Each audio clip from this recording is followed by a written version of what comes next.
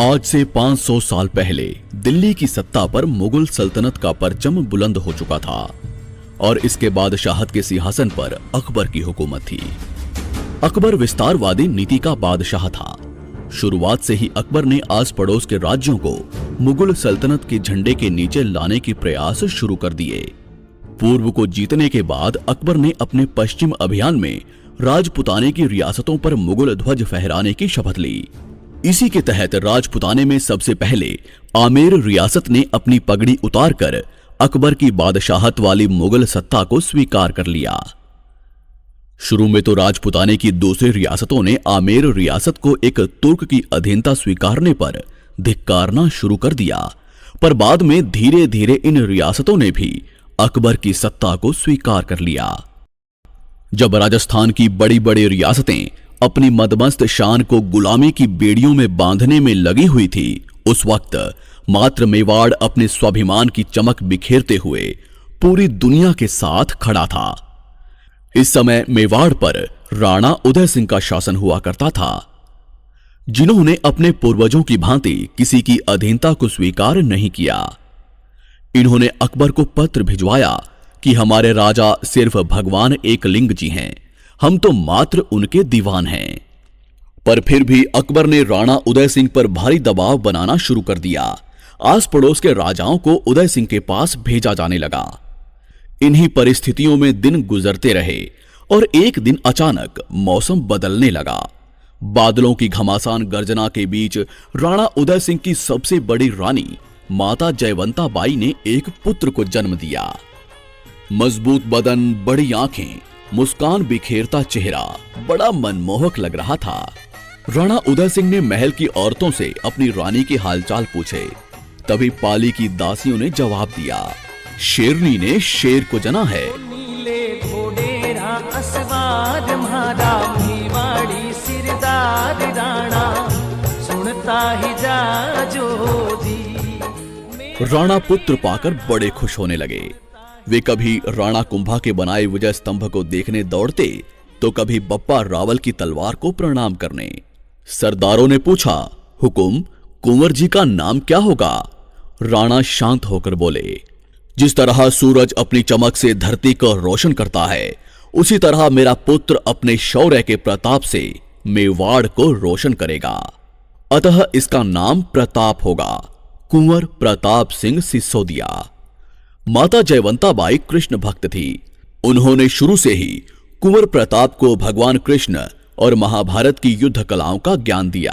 रानी Jaiwanta by Kunwar Pratap को बताती कि किस तरह उनके दादा राणा सांगा ने अपनी तलवार की धार से दिल्ली की बादशाहत को रक्त से नहलाया, किस तरह उनके परदादा बप्पा रावल का शौर्य के रक्त में नहाया हुआ कलेजा जब अरब की धरती पर गरजा तो आने वाले 400 सालों तक कोई भी विदेशी भारत की तरफ आंख उठाने की हिम्मत नहीं कर पाया।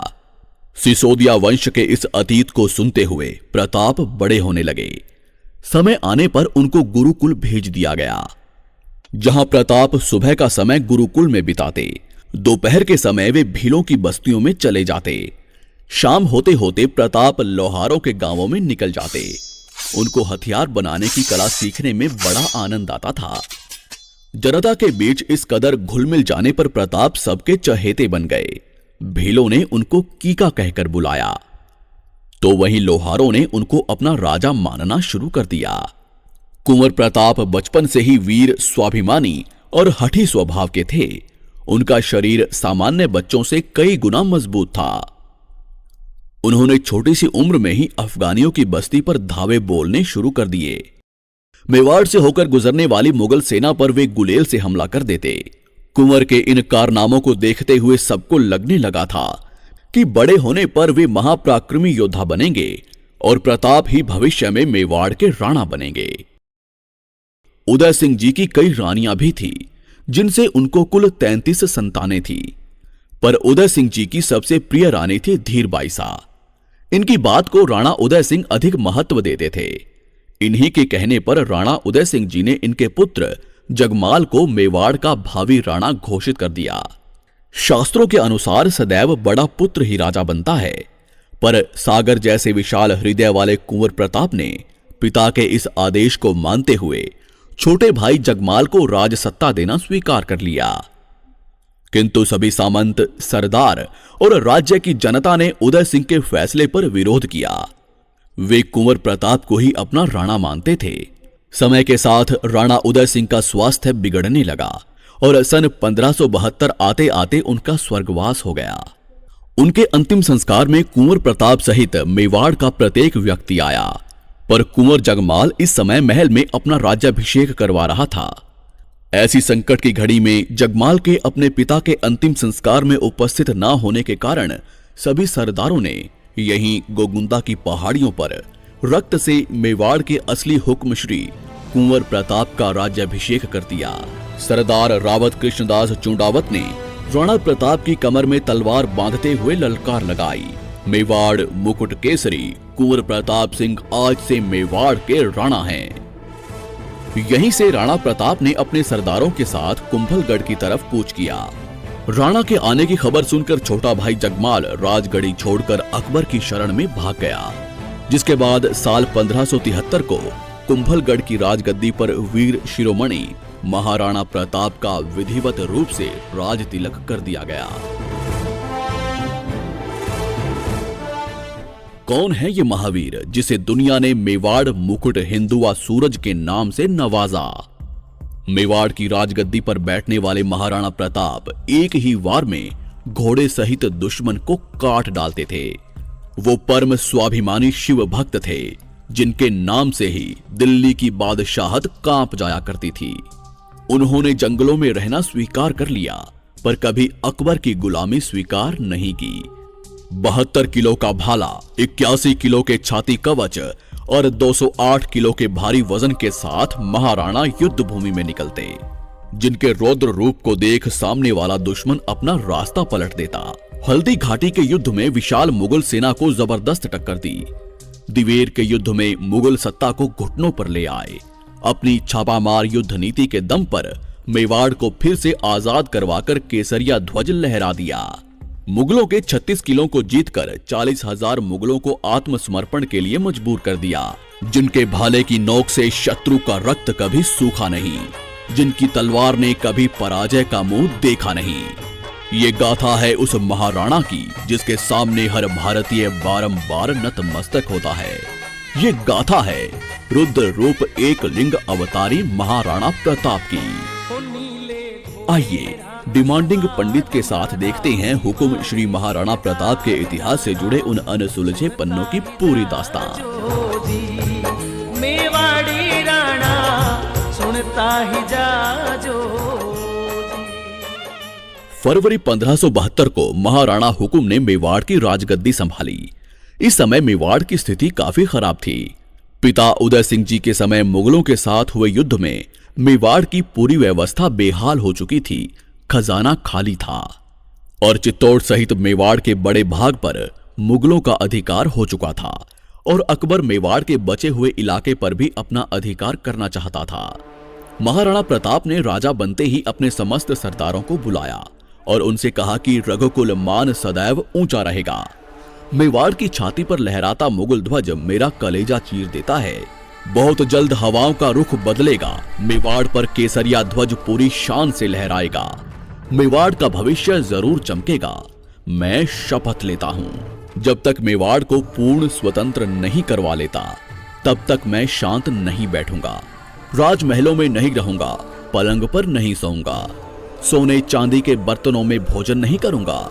मेरे वीरों, स्वाभिमान की दहाड़ से हमारा टकराव अब विशाल फौजों से होगा, तैयार हो जाइए। सभी सरदारों ने प्रतिघात के स्वर में अपनी तलवारें लहराई। पूरा दरबार महाराणा प्रताप की जयकारों से गूंज उठा। इसी के साथ महाराणा प्रताप ने अपनी सेना को संगठित करना शुरू किया। उन्होंने मेवाड़ के भीलों के गांवों का दौरा किया। भील योद्धाओं को अपने साथ जोड़ना शुरू किया।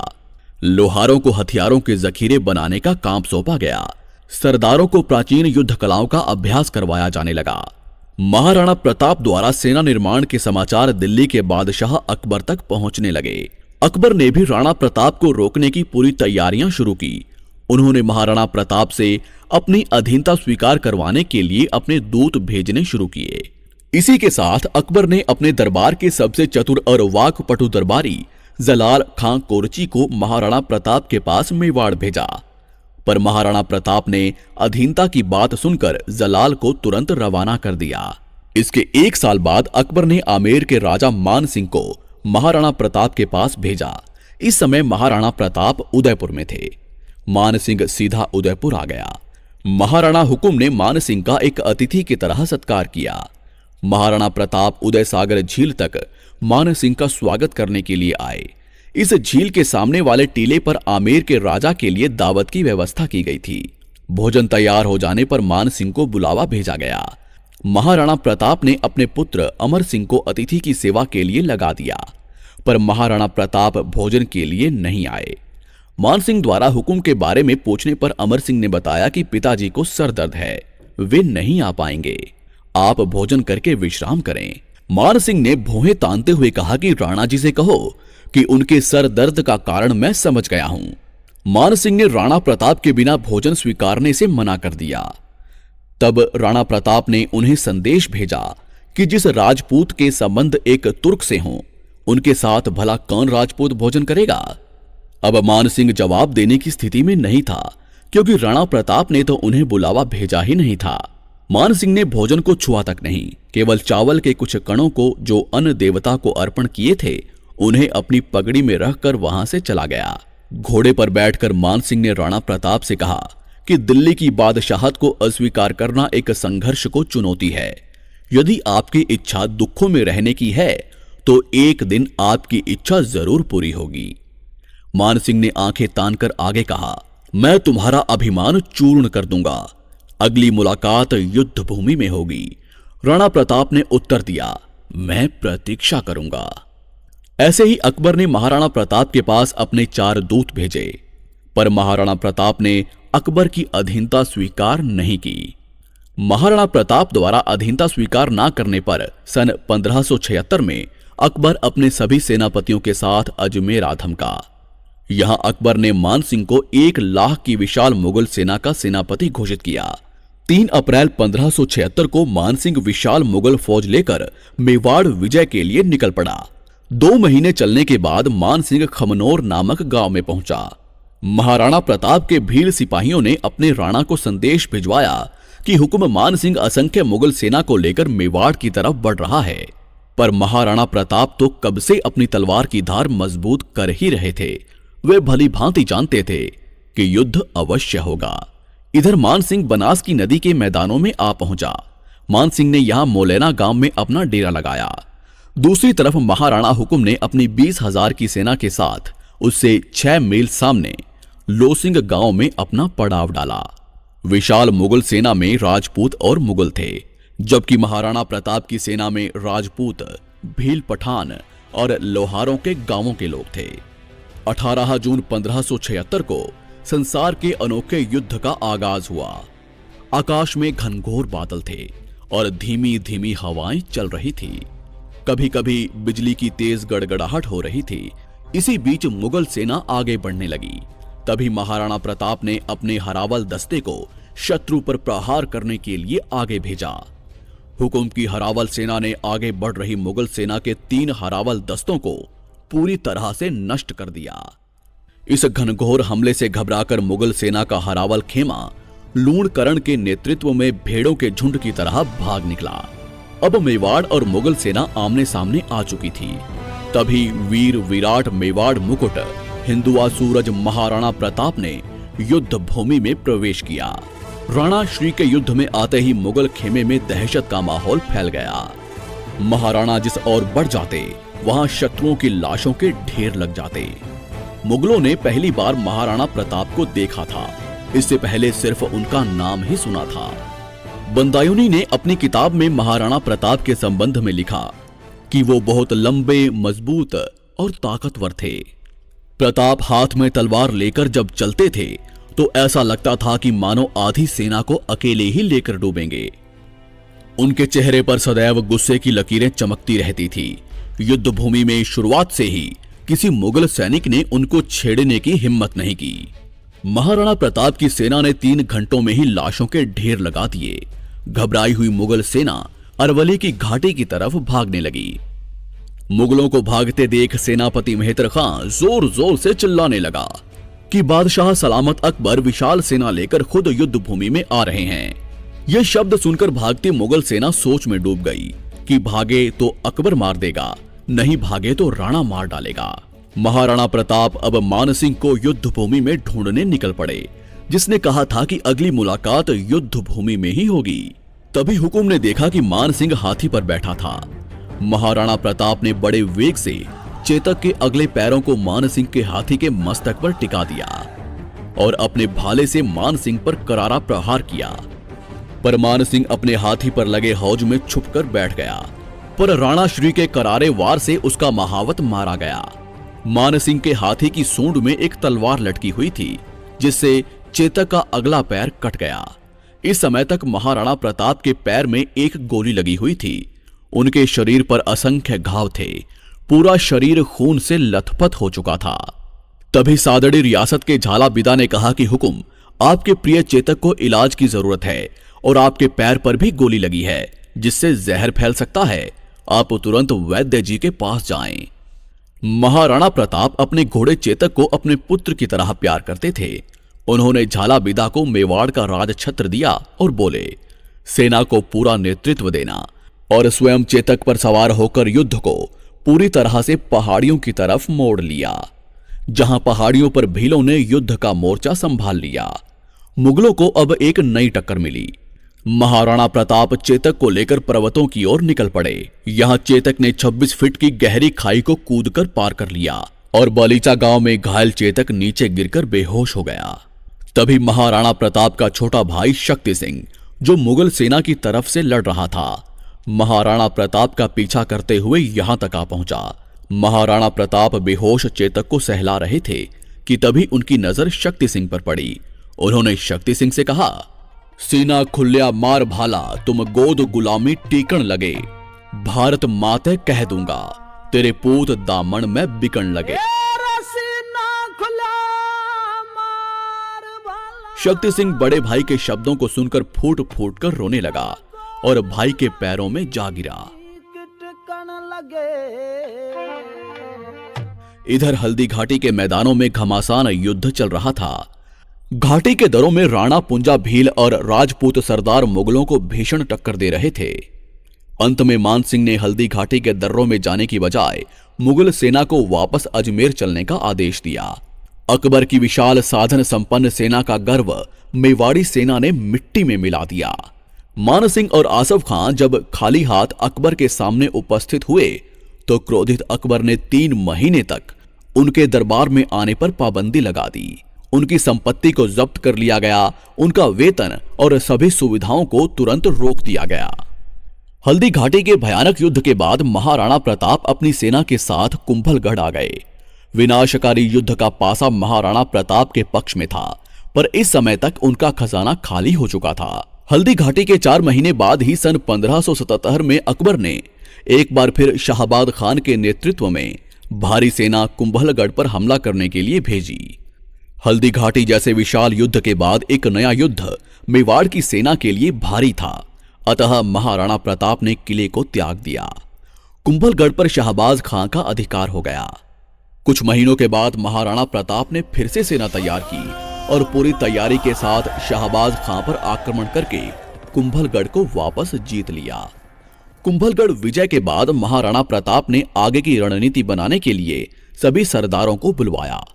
जहां सरदारों ने हुकुम से कहा कि हमें सिंध की तरफ निकलना चाहिए, जहां हम धन का बंदोबस्त करके एक विशाल सेना का निर्माण करेंगे और सीधा अकबर पर आक्रमण करेंगे।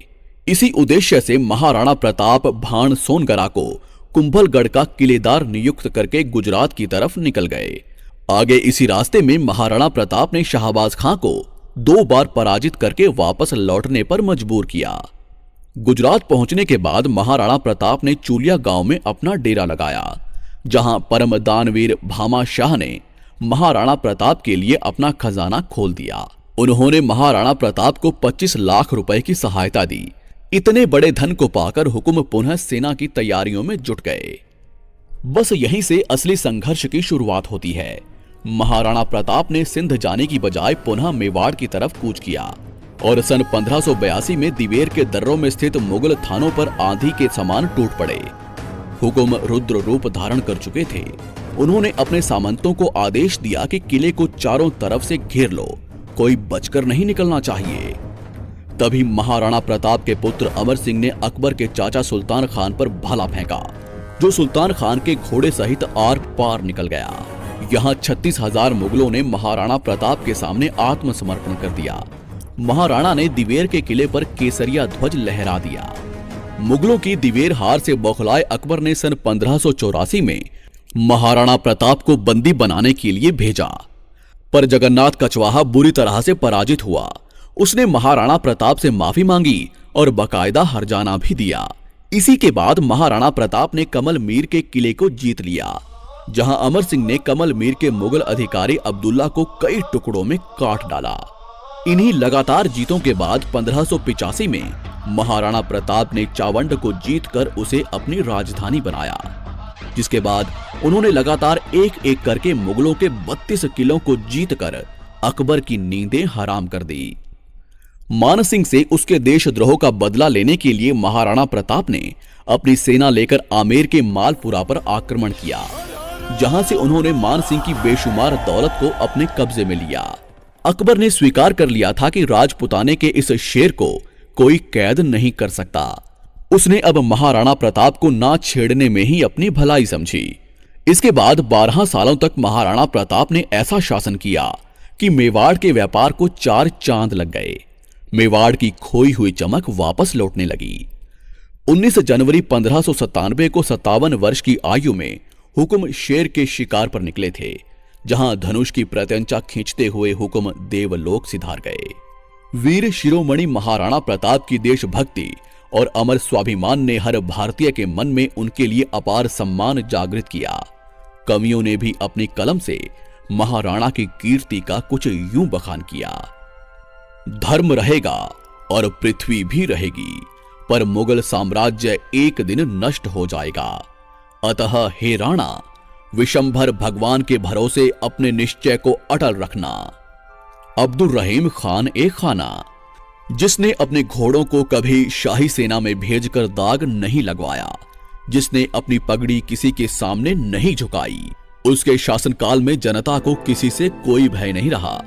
उसकी तलवार और भाला ही उसका सच्चा साथी था। वो वैदिक मार्ग का अनुयायी था, जिसने अनेक मंदिरों का निर्माण करवाया। उसके शत्रु भी उसकी वीरता और स्वाभिमान के सामने झुक जाते थे। उसकी शपथ थी, प्रताप के इस मुख से अकबर के लिए सदैव तुर्क ही निकलेगा। अतः हे राणा, जब जब भी कलम महाराणा प्रताप लिखेगी, तब तब सिर्फ महान, महान और महान ही लिखा जाएगा।